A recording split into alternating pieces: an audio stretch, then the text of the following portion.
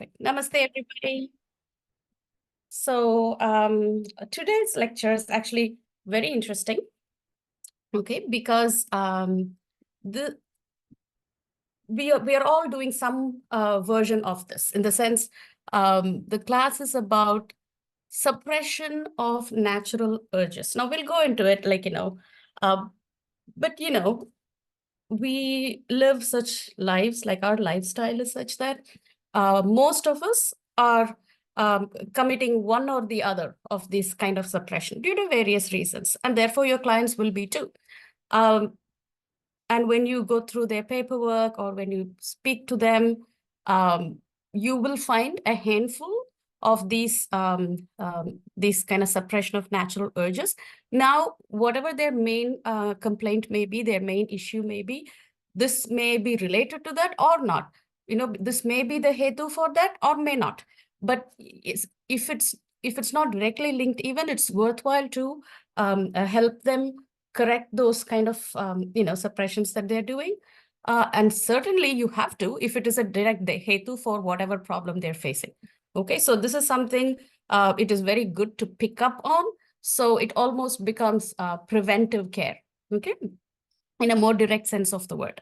So let's get started. And I have a textbook here in front of me. So I will be going back and forth. And if there are extra notes, you can make notes separately, okay, in addition to the slideshow. So now we have a body, we have a brain, right? So this brain controls most of our functions of the body. Now, this is our understanding through science, Western science, whatever, right? So we think, we say, okay, our brain tells us now move your right hand, send signals, right hand moves, okay? So things like that. Yeah, it does, because those are voluntary actions, right? Voluntarily, I want to pick up my cell phone, so I move my hand. That's voluntary. So yes, there you can completely trace this chain of events, okay, from the brain through the nerves, through the muscle, and then the hand moves. Yes, that's all well and good for voluntary actions, right?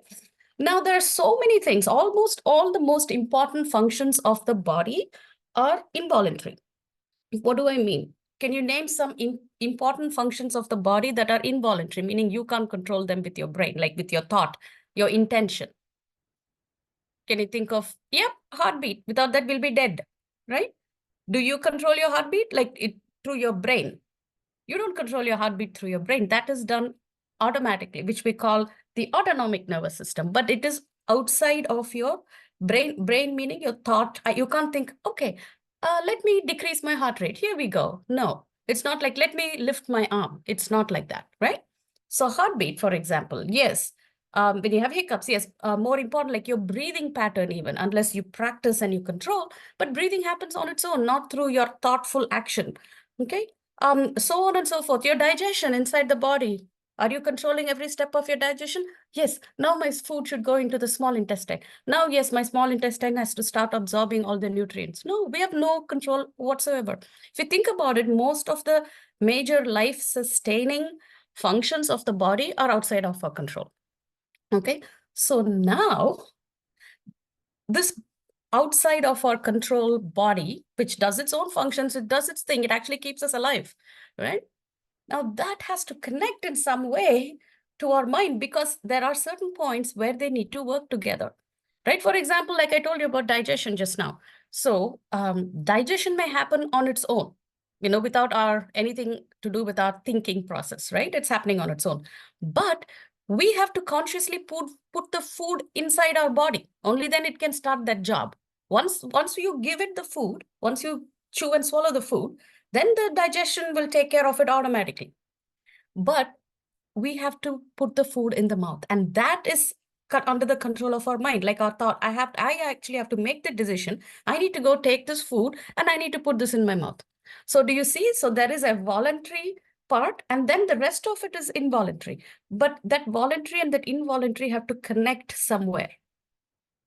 Do you see where I'm going? Do you see how it is got to connect? So it's not like everything will happen on its own. There is a portion of that thing that is involuntary. So how does this involuntary part let the voluntary part know that, hey, now you got to eat? How do we know we have to eat? how do any of us know we have to eat? Just because it's my lunch break, I have to eat? That's what, as human beings, we have built that, to our lifestyle. You feel hungry, that's when you eat. So the involuntary portion of this whole chain, our digestive system, lets us know that it's time to eat. Hey, brain, get up, go find food, put this in your mouth. That signal is given by that sensation of hunger. The hunger is a sensation that our brain now recognizes and realizes, time to put food into my mouth. And then you go, now you use your brain, and then you decide what food I want, what am I going to eat it with, where am I going to sit down and eat. All that is voluntarily you're going to think and do. But that connecting link between the involuntary portion of the process and the voluntary portion of this process is the signal called hunger, that sensation of hunger. Does that make sense? So if you ignore the signal of hunger, consciously, unconsciously, whatever reason, now you have disconnected these two, the voluntary portion and the involuntary portion, right? So now if you disconnect the connecting link, right? That's the hunger sensation. Now these two will function independently of each other. That's not how they're supposed to function. They work well only when they work together. Now, if you disconnect it, right? Body may still digest food, or whatever is there in it, it's going to keep digesting. So what will it do? The juices, the enzymes, they will still keep functioning. They will be haywire, causing their own Agni-related problems, digestion, further, whatever issues may come from that. And then from the voluntary portion, now you're going to eat. If you do not choose to do the eating along with what the hunger sensation is. So you're going to eat as and when you want, irrespective of what the digestion is ready for. So that will cause its own issues. So if you ignore this important signaling mechanism, then you're pretty much asking for trouble, because you're disconnecting two processes that work only when they are connected. This is the takeaway. This is why you should not ignore the signals. Do you see what I'm saying? That is your body telling you, do this. It's not going to come and actually speak to you in a voice, right? This is the language. These signals are the language. And we, as Ayurvedic counselors, we need to become aware of these signals, first of all, in ourselves, if we are not yet aware, and then educate our clients, right? These are the bodily functions, and it's telling you very clearly. So start paying attention. So because the dangers of ignoring those signals are pretty big, okay? So just like I gave the example for one thing, the hunger, right? So we'll see all of those urges that are natural urges, and then we'll see why they are there, what is their function, what happens when you ignore them, and once that process gets going, then how to pacify it. Okay? So that's the that's what we're going to do. Okay. Again, if you forget everything else, this is the point to keep in mind. Why? Because somebody will ask you, right? I mean, because it's not convenient for me now to eat. So therefore, what if I postpone it by a couple of hours, right? An intelligent person can ask. It's not like I'm going to starve to death in two. If I postpone my lunch by 2 hours, I mean, your kids may ask you this. Yeah, I'm hungry, mom, but I got to finish this assignment, so I'm going to do this. It may take me a couple of hours. I'll eat after that. I mean, I'm not going to, you will say like, finish it off now because we want to clean up and go. But they may say, it's not like you're going to starve. And that's true. You may think, yeah, if you don't eat for 2 hours, you're not going to starve, right? Yes, you won't starve. You won't get malnourished. You won't, yes, I agree. You're not going to lose weight. Nothing's going to happen on those lines. But if you do this, and if you do this often, this disconnect will happen, okay, between the voluntary and the involuntary parts of the process. So this, if you can explain to ourselves, to our kids, to our clients, then they will follow the advice you're giving, right? Once they know, then you will follow the advice. If you just tell them, oh, that's what, if you don't do that, then it may start off a process of sickness. If you tell that, some people may take it, that may be enough for them. But in this present day and age, especially if there are, for our younger clients, for our own children, an explanation works better, right? So that's, once you get that through, then you'll be more successful in getting them to follow what you recommend.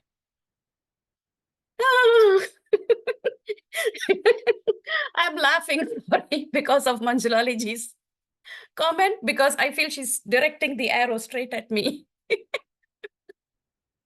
because I have bothered her a lot. So she's pointing that one at me, or maybe it's my guilty heart that is feeling that she's pointing at me. Anyway, moving on. So what this kind of ignoring of the signals, what that comes under, right? Um, there are three different ways, and we have done this when we have done the sense organs class. Three different ways through which disease process can start. One is prajnaparada. Prajna means your intelligence, right? When you're committing a, what do you call it? Aparada means doing something wrong. So when you're ignoring or you're not listening to your innate intelligence. So by doing that, you start off a disease process, like the early steps, obviously. This is what, when your sense, this is usually we apply to the sense organs. Like, when your eyes are tired, you've had a long day, you've been in front of the laptop the whole day, and then you come home and then you're binging Netflix because that's how you relax. I need to watch my show. So, but again, what's happening? Your eyes are tired. They're telling you I'm tired, but then you're still doing something against that innate intelligence, right? So that is a prajnaparada. So again, your body is telling you something, right? I'm hungry, feed me. And you're ignoring that innate intelligence. Now your stomach can't get up and go take food and put it into the mouth. That your voluntary, your hands, all that has to do it. So it needs the help of that part of the body, right? So but it's telling you and you're ignoring it. Okay. So that is prajnaparada. Okay. So again, with the sense organs, we saw about the unwholesome union, right? Of the sense organ and the sense object. Okay, when it's too much exposure, too little exposure, or wrong exposure. That's what is summarized here, right? So that is another way. And the third way is just parinama, which is the time, okay? As you age, as time passes, certain things, naturally age and, disease process starts that way. Or sometimes even time, meaning the seasons. During certain seasons, certain diseases become more, you get them more easily, kind of thing, based on the season. So that's a time-based thing. So these are the three ways, okay? We've already gone through this in great detail. So we'll move on. Now I told you, so those signals, okay, that I was going on and on about. So those signals are called urges. That's what we are going to call them. We are going to call them natural urges, okay? And the word for that is vega, okay? So now, when you think about the word natural urges, right, we can think of many things because we experience them. Now, one way to classify them, this is how Ayurveda classifies it, okay? Urges that should not be suppressed and urges that should be suppressed, okay? So that is what this is. Dharaniya means you can bear it or you can suppress that. So Dharaniya Vegas, those that can or should be suppressed, and Adharaniya Vegas, that is when you put the letter A in front, it's the opposite usually. So non-suppressible urges, that is urges you should not suppress, okay? Now, this is a good point to note here because there are different cultures, different cultures, different, where there are sometimes all or none phenomena, where sometimes it's like, oh, no urge, no, none of the natural urges should be suppressed. There is that extreme group of people, who's like, the minute I feel it, I have to voice it. I cannot suppress anything. No, nobody should suppress anything. There is that extreme school. And there's the other school where you're suppressing almost everything because in the name of manners or in the name of politeness or whatever. Okay. So those are two extremes. So which that all or none never works, right? So there should be some that you should not suppress and some you should. Now, what falls under what column? That depends from the culture to culture or from the mode, from the which teaching it is, right? So like that, this all or none can never be right. So any system that systematizes these urges or anything for that matter into two columns, right? So you're trying to understand that some you can suppress, some you should not suppress. Okay, so knowing which is which. First, we look at the ones that are to be suppressed. Okay, that's not that's not what the class is about. So we're just going to look at it briefly and then move on to the main part. So we're going to look at those urges, those natural urges that should be suppressed. Okay, these are the natural urges that should be suppressed. As you can see, most of them are in the mind, in the emotion based or in your mind based. Okay, so suppressible urges: greed, grief, fear, anger, vanity, shamelessness, envy, attachment. Okay, now again, doesn't mean every single aspect of this has to be 100% suppressed.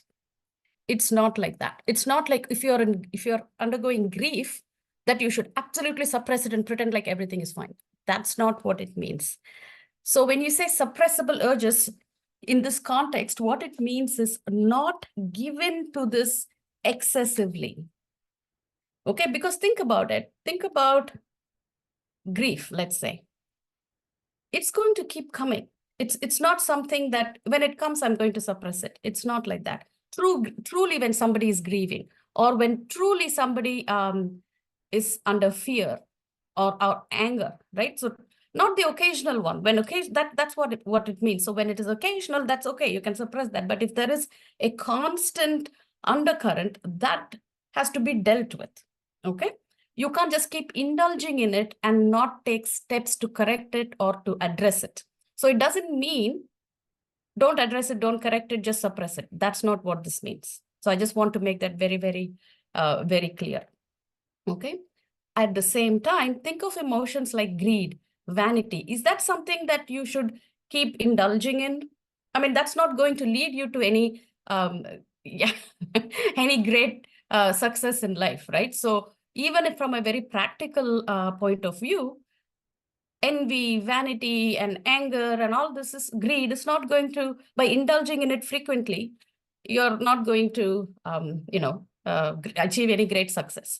So when it says that, it means as those urges arise, be educated about them, understand them, and mitigate them, or divert them in some other way. Okay, so you shouldn't take it as literal 100% suppress all these feelings. No, that never led to anybody's good mental health, right? So that's not what it is. So this is just a list of, most of them are emotional. But I mean, I was looking through the Charaka Samhita because it's very interesting, because there is a chapter dedicated to these urges. Starts off at least with this. So there's lot of time space dedicated to this. So in that, there are also a few more which I would just for information's sake, right? It also mentions to refrain from, don't that urge will come for sometimes when you're angry, right? You speak harsh words. It just comes automatically. That urge when you're in that level of anger, right? So you use sometimes harsh words, or you say something, or you say the wrong thing at the wrong time, so those things, which are again an expression of anger or an expression of jealousy or whatever. So it's not just the emotion, it's coming out in action, because speaking is an action. So it comes out. So even those also come under that urge that just runs away with your better, with your better intellect, right? So that all those, even the actions that come from these urges, are those that should be suppressed. Okay, so which I thought was interesting. So it's not just the emotion, but it is also the actions. Mainly, the most common way we hurt other people is through our words, right? Very rarely you are going to hurt somebody, hopefully, actually physically hurt them by hitting them, or very rarely, hopefully. But all of us do this. The organ we use to hurt people, all of us, is through our tongue, because we speak harshly and hurt people. So that there is room for us to take home this message for all of us in that area at least, right? So why should these be suppressed, right? So if you, like I said, if you don't suppress these, right? Your mental balance. So when we think of the mind, right, this is how we classify the sattva guna, the raja guna, and the tamo guna, right? So this balance is there for all of us. Okay. The goal for all seekers should be to increase sattva and kind of balance out the rajas and tamas, not have too much rajasic nature, not to go too much tamasic in the mind. So you want to kind of neutralize these two and move more towards the sattva guna. So when you are constantly giving giving importance or letting loose these urges that we saw in the previous slide, this will keep disturbing this balance. So some of those will increase the rajoguna, some of that will increase the tamoguna. So you will be feeding these two aspects constantly, right? So leave sattva. Sattva will not increase by any means, but these two, you will be feeding them a lot. So that will create more and more vitiation of these in your manas, right? Once the manas gets affected by excessive rajoguna, tamoguna, whatever, right? And that will start showing symptoms. Okay, that once the manas is disturbed, right, it will show not just as mental health issues. It doesn't necessarily have to show just as anxiety or restlessness or depression, or it can become a physical thing too, where you can have insomnia. It will slowly start affecting your agni, disturbances in agni, and therefore in digestion, formation of ama, everything. So it can become, although it is in the manas, right, it can lead to issues with your manovahashrotas, also in all your physical aspects of your body also. And when all this is going on in your mind, all your life goals, that's what I said in the previous slide, how you define your success, or, be it in your family, in your profession, among your friends, whatever, none of that is going to be possible when you're giving into these urges repeatedly. Okay, and those are like a vicious cycle. They feed themselves. Once you start that cycle, you don't need any more outside stimulus. It will keep, it will feed itself. Okay. So how do you remedy that? If you, first of all, you have to recognize, right? Because most of us tend to be in denial about these things. We don't want to accept it. So once you recognize, right, usually, because it's at the manas level, spiritual remedies. So these could be like chanting a god's name, or a japa, or a mantra that you repeat, or sometimes, depending on how serious or severe who you go to, there could be certain pujas that they will recommend. But for all the rest of us, just meditation and pranayam, where you're controlling your breathing, when you're clearing your mind through meditation and so on. Okay, so it's more, the remedies are more directed in that line. Now we come to the main topic, which is the non-suppressible urges. Okay, so this is going to become easy once you get the gist of it.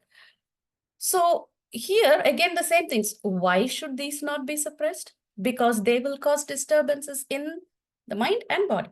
They can start anywhere. Okay. So what happens when you suppress is, like you said, think about that. You have disconnected the signal. You have ignored the signal. The two halves of the system are disconnected.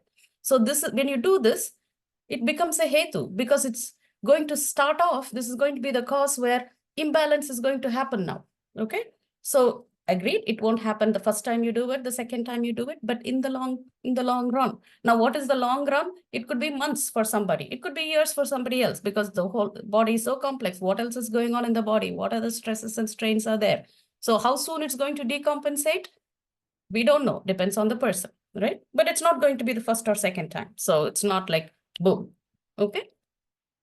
So sometimes this also becomes like a purva rupa. That means the early symptom, early symptom, okay, of an imbalance that is going to come. And we'll see some of that as we go along, okay? So in Charaka Samhita, this is the 8th chapter of the Sutrasthana. I have that opened in front of me. So he lists, okay, these are the urges that should not be suppressed. So urge to pee, urge to poop, urge to pass flatus or pass gas, urge for semen ejaculation. Okay, as you can see, all these are kind of in your lower abdomen. Okay, these urge to vomit, urge to sneeze, urge of hunger, urge of thirst, tears. Okay, sleep. This is what this means is vital breath during exertion means Supposing you're exercising, okay, what happens? You have to increase your breathing. You have to deepen your breath, right? That happens not normally, but some people don't want to. Like supposing you and your friend are walking, okay, and you're walking at a brisk pace.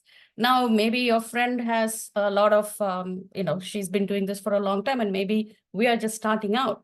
And she may be walking at that speed for the same distance, not at all breathless. But here you feel like, oh, I need to take these deep breaths. And then, but you don't want to look, oh my God, I look out of breath.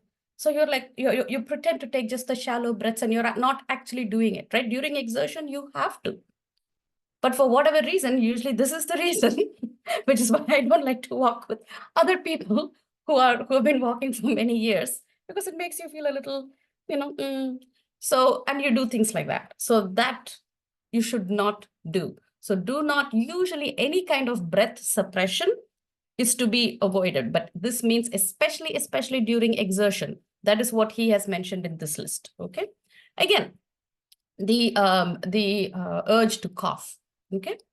And there is also mention of the urge to belch. Okay.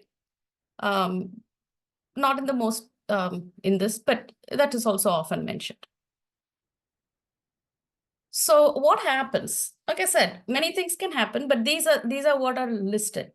And we'll see for each one in detail. Okay, so excessive cough, it can cause dyspnea, is like difficulty in breathing. Okay, anorexia, we know that's loss of appetite. Heart disease, wasting. Consumption used to be the name for tuberculosis in the past, but basically wasting of the body. Okay, this is again a key takeaway. Now, why suddenly there is this slide about the 5 subtypes of vata? If you see, that's what this is. Prana, Udana, Vyana, Samana, Apana. So the reason this slide is here is most of them, almost all of those urges will connect in some way to the vata. Okay. The vata dosha is our moving guy. Any kind of movement in the body is vata dosha, right? And vata is the king of all the 3 doshas. Vata is the master switch. So almost all of these, when you suppress these urges, you will disturb the vata. If nothing is taken home from this the slideshow, the first one I mentioned about the signal, and this is the second one. Okay. When you suppress urges, what happens? Vata is disturbed.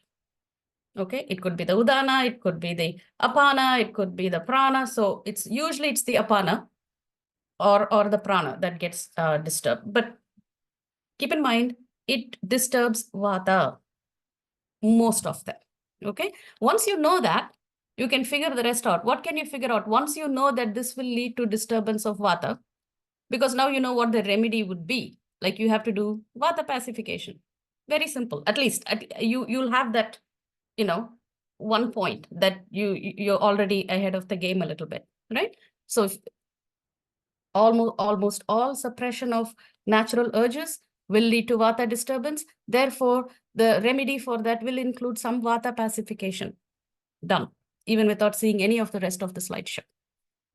That is why this is, and this just is a revision of what does prana do. Now, when you see this, now you'll see this with a different viewpoint, because now you know what prana is. Okay, prana is the vital force, life-giving. The direction is important. Okay, so prana's natural direction is an inward and downward. So you're inhaling. So think of inhalation. Okay. Now udana is going outward. It's the exhalation. That's why it controls your speech. Okay. Vyana, we know Vyana, this is the propulsive circulation from the center to outward. Okay, it's that centrifugal kind of from center to outward. Okay, Samana is our balance of digestion. So we know that that's what controls our digestion, including the assimilation of food. And Apana, we know Apana is downward, outward. So therefore, anything that needs to leave the body, okay, Apana will control that, be it urine, be it feces, be it flatus, be it semen, be it fetus, whatever. Anything that leaves the body from the lower regions, Apana. Okay, so direction is important, and just keep these 5 vata subtypes in your mind. You are on your way. Okay. So we're going to go through one by one, okay?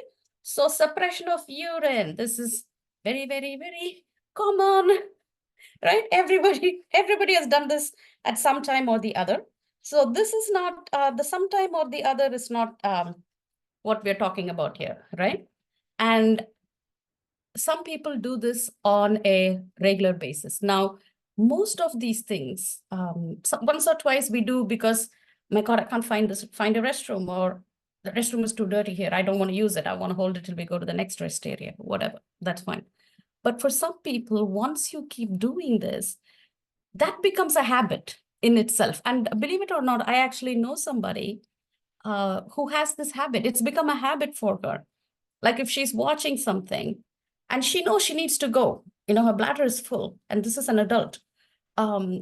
But she just keeps postponing it, and finally she literally has to run to the bathroom. I mean, this is a grown person, okay? So they shouldn't do that. They shouldn't have to do that. Like it's like almost like a child. They will run, okay? So that's because now that has become a habit for them, for that particular person, and it took me quite a while to kind of get them out of that. Okay, so it's become a habit. So that means this person has been doing that for years. Okay, and believe it or not, and this is because I know them. She has a daughter, and at that time the daughter was like 9, even younger. Same issue. Daughter also used to do the same thing. Okay. And in her situation, it was just not pee. So she would hold back on that peeing urge as well as the pooping urge, because kids are kind of, for them, that's also an issue. So although in the case of the mom, it didn't cause her too many issues, but for a growing child, for a female child, what happened for her is repeated urinary tract infections. Repeated. Okay. I mean, she's been admitted, she need IV antibiotics. She had the whole jing bang. I mean, it was going on for a couple of years. It took a lot to kind of get the child out of that vicious uh, cycle. It was very difficult, very, very difficult. So because it becomes a habit in one person, and if there are young impressionable minds, oh, she's doing it, so I can do it too. So that's nothing congenital. It's just by watch and learn, right? You're just seeing that, and therefore you do that too. So that's a real life thing. And now, thankfully, the child has outgrown that. Unfortunately, the mom hasn't really, but the child has outgrown it. I'm glad to say. Okay, now she's in high school, but she learned it the hard way. Okay, because when in a young child, like in a grown-up person, the tissues are mature, right? So they have a little bit of resistance. But in a young body, like in a child, their tissues are not fully mature. They're still growing. So when things like that set in, their protective layers aren't that strong, and so on. So it can just that's what happened in that child. So this is a very common suppression, the urge that is suppressed, and it can create havoc. Okay. So because again, now the vata subtype that's going to get affected is the apana. Okay, because it's the urination, downward, outward. So what happens in this case? So what are the issues that this person will face? Again, pain in the bladder area. If it's a male, they can have pain in the penis, painful urination. Okay, in addition to pain in the lower abdomen in general, headache, and then on top of this, they will get urinary tract infection. This is waiting to happen, especially in addition if they have diabetes or other things that predispose them. Certainly waiting to happen. If they're pregnant, really bad. Okay, so they're asking for trouble. So that's what I said. If you recognize these in the paperwork or when you talk to your clients, get them slowly out of these things. If they're in that habit, whether it is related to their current condition or not. So you will actually help them getting into serious trouble later on. Okay, so you would have really done them a favor if you pick up these things, correct them, or educate them so that they change their habit. So again, urinary stones will happen. This is again infection, inflammation in the bladder. Okay, this is like it's not hydrocephalus, it's hydronephrosis, so just ignore that. So basically swelling up of the kidney with urine. So all of those, okay? In pregnant women, really, really bad. There's not enough space in the pelvis. Anyway, you don't need a full bladder pressing on things around there, right? So it can cause cramps that could affect the pregnancy, and it will lead to more serious infections if they're pregnant, okay? Remedies, again, in addition to kind of getting the habit, turned around, warm tub bath, right? Massage with Dashamula. Dashamula is, great for vata pacification. So Dashamula oil. Uttar Basti. Uttar Basti means, um, either through the, vaginal douching or through the urethra. Not that we're going to do any of those interventions. Okay. Obviously, none of this is for a pregnant woman. Just to mention by the side. Suppression. This is suppressing the urge for passing stool. Okay. Very common, very, very common in children and adults. This again, what becomes a habit, sets in.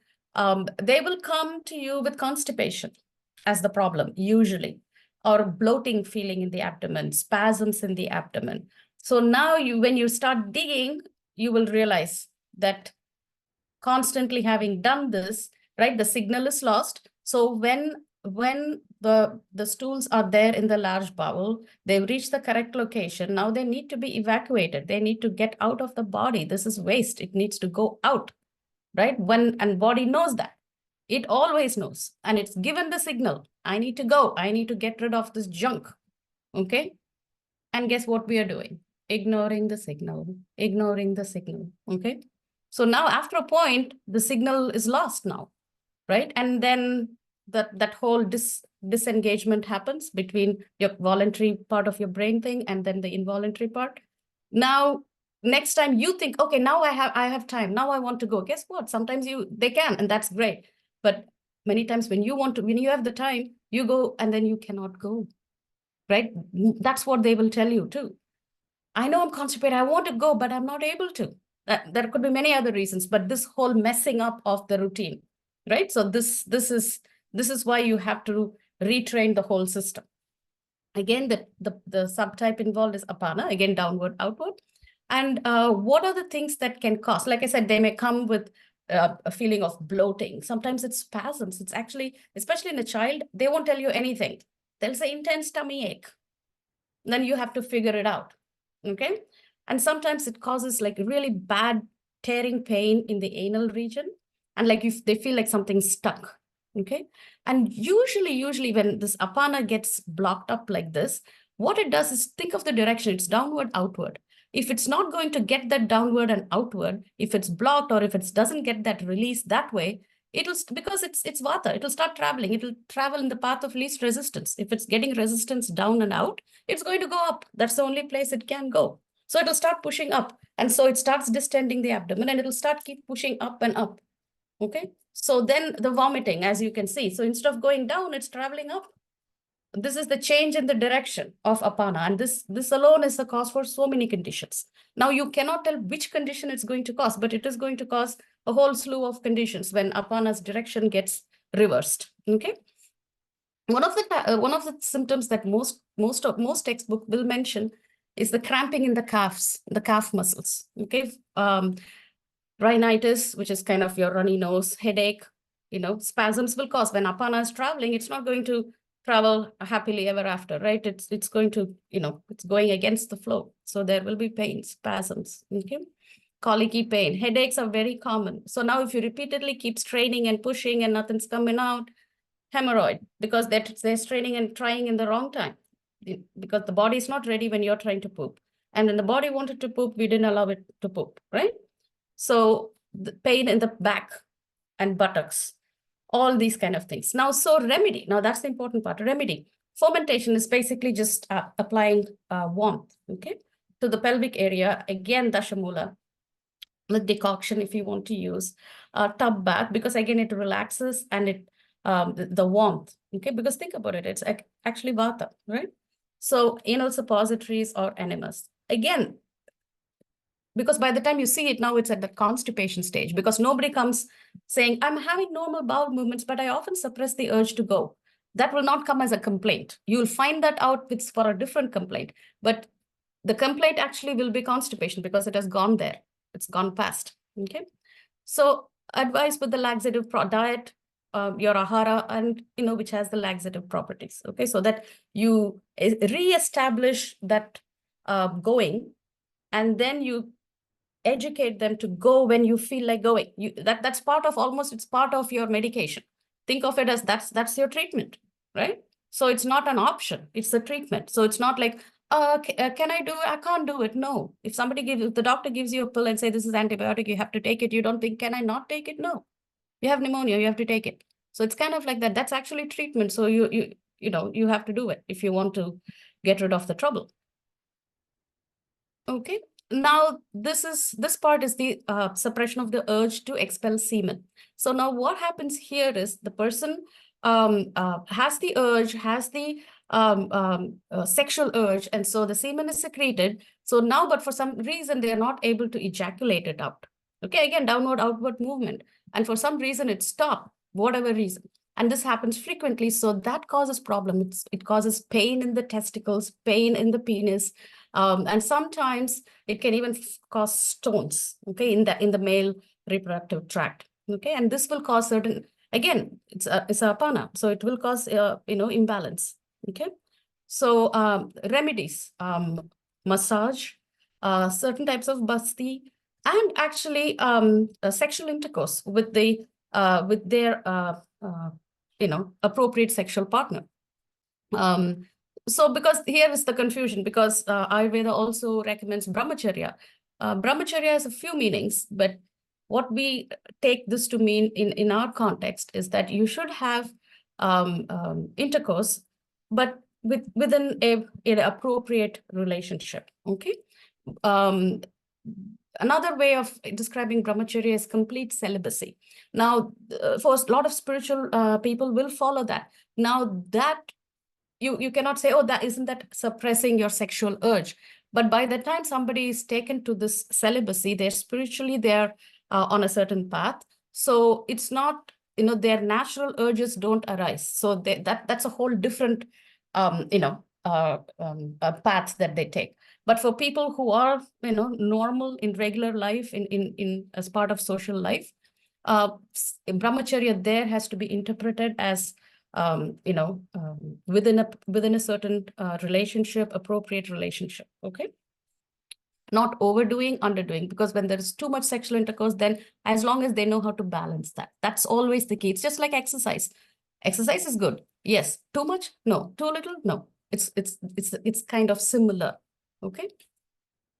Again, another type of suppressing is the suppression of flatus or passing gas. Okay, again, apana. So what happens when you don't do that is it causes, again, the bloating. It's going to accumulate in the belly, and it causes something called a phantom tumor, which is like the tummy swells up. It looks like there is a tumor inside, but there isn't, okay?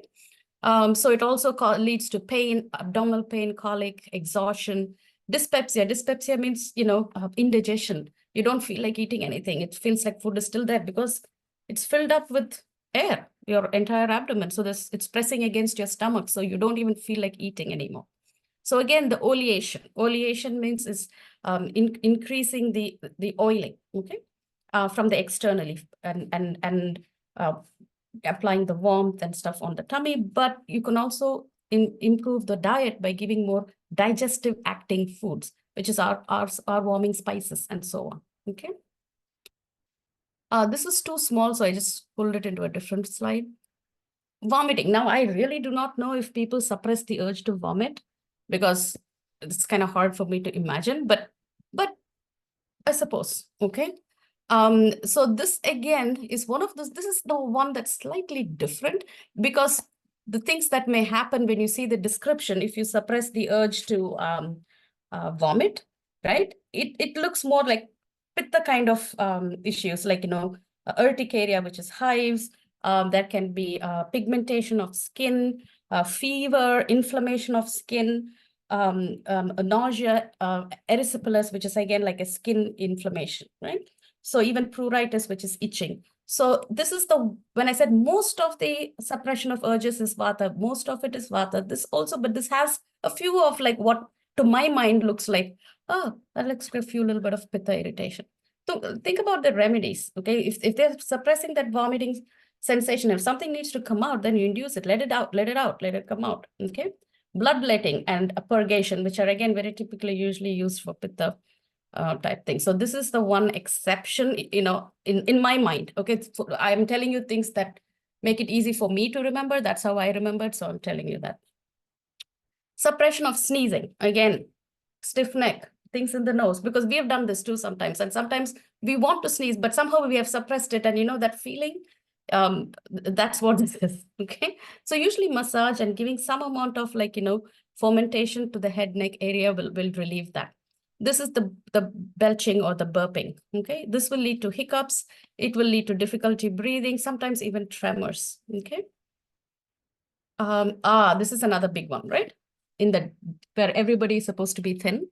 So people think, okay, if I don't eat when I'm hungry, that'll solve my weight issue, which is a very oversimplified way of thinking. And if we ever thought that at any point, I'm sure we've all learned the hard way that that's not how that works. Okay. So, but it's often done, especially by young girls. And this is a big one because it's common. It's along with our suppression of the urge to poop and pee. This is up there. And sometimes there is just no time. So you're feeling hungry and you have to suppress it because sometimes you don't have the time. You're working through your lunch break, whatever. Okay. So again, when this happens, over a period of time, so what are some of the things that can happen? And it's not very hard to guess. Okay. Malaise, because you've not eaten. Malaise, change in your energy levels, weakness. Then slowly you will get anorexia, meaning you will not get hunger at all. You won't feel the urge to eat after this goes on for a while. Okay. Even things like giddiness, blurred vision can arise. Okay. And then slowly you will get even pain. So think about it. Sometimes when we are very hungry and we've not eaten, you know how your stomach feels. Initially, it'll keep feeling that hunger. After a while it'll just stop, right? And sometimes when you have ignored that hunger and then after it stopped, now if you eat, it usually doesn't sit well. Usually you'll end up with some kind of a digestive issue. And this is even in a one-off. I'm not even after a long period, even in that one-off. If you've been very hungry, time has passed like 2 or 3 hours, and now your hunger is even gone. And then now when you eat, that usually causes indigestion.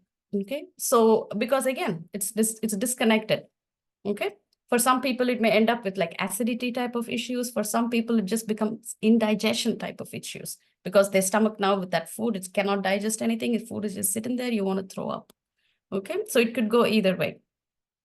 So and if you keep on doing this, when you're denying yourself that satisfaction of that appetite, when people do it, it affects their manas, it affects your mental balance. And usually those people may even manifest certain cruelty in their behavior because it has affected their manas, because they're denying something so basic to themselves. They will want to deny that to others.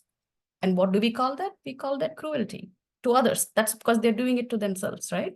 So it has far-reaching, not just in your physical health, also in the mental health, right? Imbalanced Agni for sure. Imbalanced Agni is going to happen automatically because it's something to do with your digestive tract directly, right? Not only the Agni, the doshas, your mind, your indriyas, meaning all your sense organs. So now the remedy is obviously when you say, then eat, right? Not right away because it's messed up now, the system. So you have to start slowly with easy to digest, almost mostly, digested food, kind of like very thin, but with nutrition in them, easy to digest, small quantities, and then slowly build up. Okay. Thirst. This again, now that we are going into the summer, again, very, very important not to do, because now people are more aware of it. Everywhere we go, we take a bottle of water with us, which is really good. So if you do, I mean, again, teenagers tend to do this. Dry throat, dry mouth, pain in the heart region, right? Dehydration. That's all. The dehydration part you can easily guess.